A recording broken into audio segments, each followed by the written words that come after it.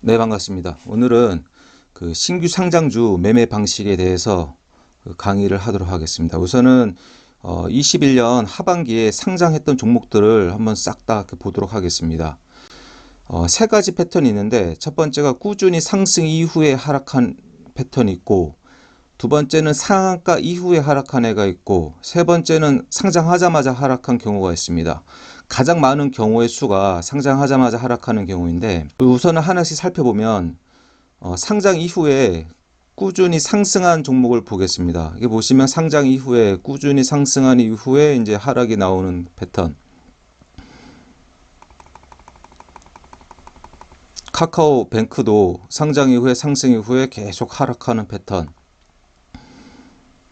원준도 상승 이후에 횡보 구간인데 제가 봤을 때는 이제 하락할 가능성이 높다고 보여지고, 지오 엘리먼트도 상승 이후에 계속 하락하는 패턴. SK리츠도 마찬가지고, K카도 상승 이후에 하락 패턴. 카카오페이도 상승 이후에 하락 패턴. 오비고도 상승 이후에 하락 패턴. 엔캠도 상승 이후에 하락 패턴. 비트나인 같은 경우는 이제 코인과 연관되어 있는 것 같고, 차트가 코인 차트랑 좀 비슷한 모양이 있습니다. 맥스트도 이제 꾸준히 상승 이후에 이제 하락하는 패턴. ITI즈도 상승 이후에 하락 패턴. 크래프톤도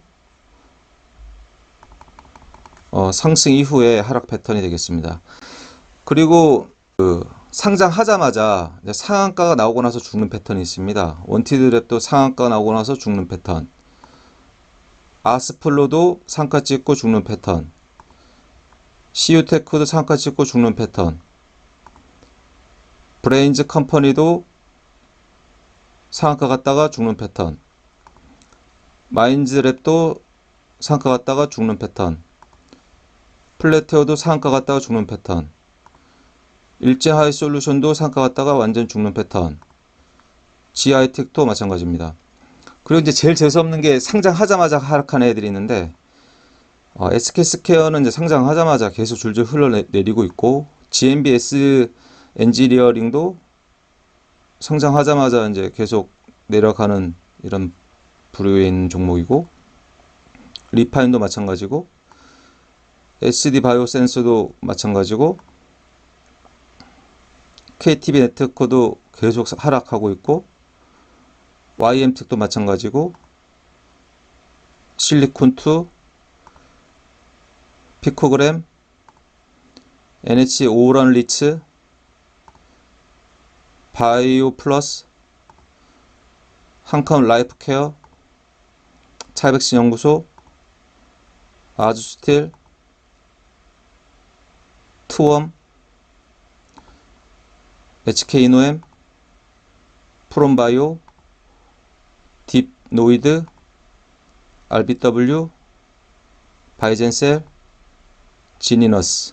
그러면 그보다 이제 지금까지 21년 상반기에 상장했던 종목들을 거의 대부분 봤는데, 크게 세 가지 패턴이 있습니다. 근데 결론은 뭐냐면 결국은 하락한다 라는 부분이고, 그럼 왜 하락을 하느냐라고 봤을 때 가장 문제가 되는 게 보호예수 물량입니다. 통상 기가 외인들 물량이 6개월 정도 이후부터 보호예수 물량이 풀리는데, 보호예수 물량이 나오면 대략 한 30% 정도 빠지게 됩니다. 두 번째는 종목마다 세력이 다 있는데, 얘네들이 지금 상장 이후에 물량을 모아야 되기 때문에 어찌 되었든 간에 결과적으로 하락을 시킵니다. 그리고 나서 바닥에서 충분히 이제 매집을 하고 나서 개미들을 죽이고 나서 올라가야 되기 때문에 이런 모습이 나오고, 결론을 말씀드리면, 지금 신규 상장주에 물리신 분도 있을 테고, 이제 신규 매수할 분도 있는데, 원리는 같습니다.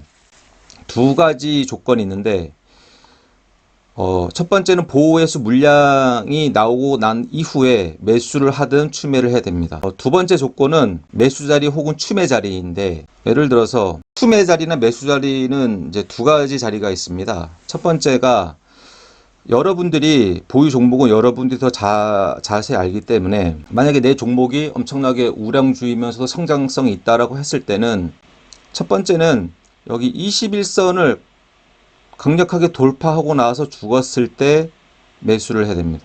이거는 이제 종목에 대한 믿음이 있을 경우에.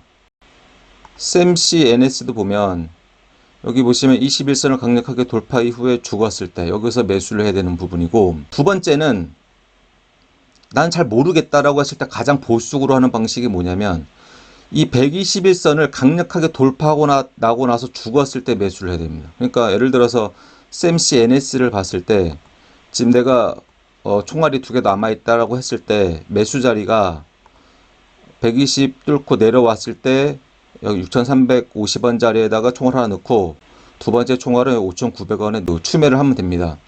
마찬가지로 ADM 코리아도 여기 121선을 강력하게 뚫고 내려왔을 때면 첫 번째 자리가 여기고 두 번째 자리는 여기입니다. 그러니까 여기서 총알 하나 넣고 여기서 바로 올라가면 땡큐고 다시 내려오면 여기서 더 사야 되는 부분이고, 가장 큰 신호가 이 121선을 강력하게 뚫고 내려왔을 때가 찐바닥이라고 보시는 게 맞고, 만약에 내 종목이 정말 괜찮은 우량주이고 성장성이 있다라고 했을 때 방식이 뭐냐면 총알 한 개를 아까 말씀드렸다시피 21선을 강력히 돌파 후에 내려왔을 때 총알 한 개만 쓰고, 만약에 총알이 2개 있다고 가정했을 때 나머지 총알은 121선 맞고 빠질 때 아까 말씀드렸던 방식으로 두 번째 총알을 쓰면 됩니다.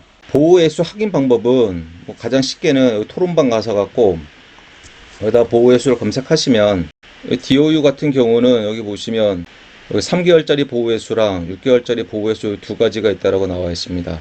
그러니까 추매를 할 거면 이거 보호회수 다 끝나고 나서 하는 게 맞습니다.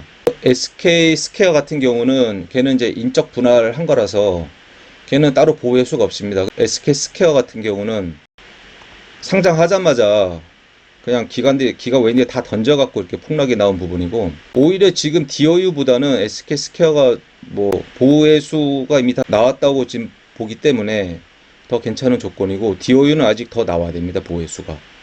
그러니까 얘는 어디까지 빠질 줄 모르기 때문에 아까 말씀드렸다시피 총알이 2개가 있다면 첫 번째는 21선을 강력하게 뚫고 내려왔을 때 총알 하나 넣고 뭐 더 빠질 수 있습니다. 두 번째 총알은 이 121선을 강력하게 뚫고 내려왔을 때 두 번째 총알을 쓰면 언젠가는 빠져 나오실 수가 있습니다. 이상 마치겠습니다.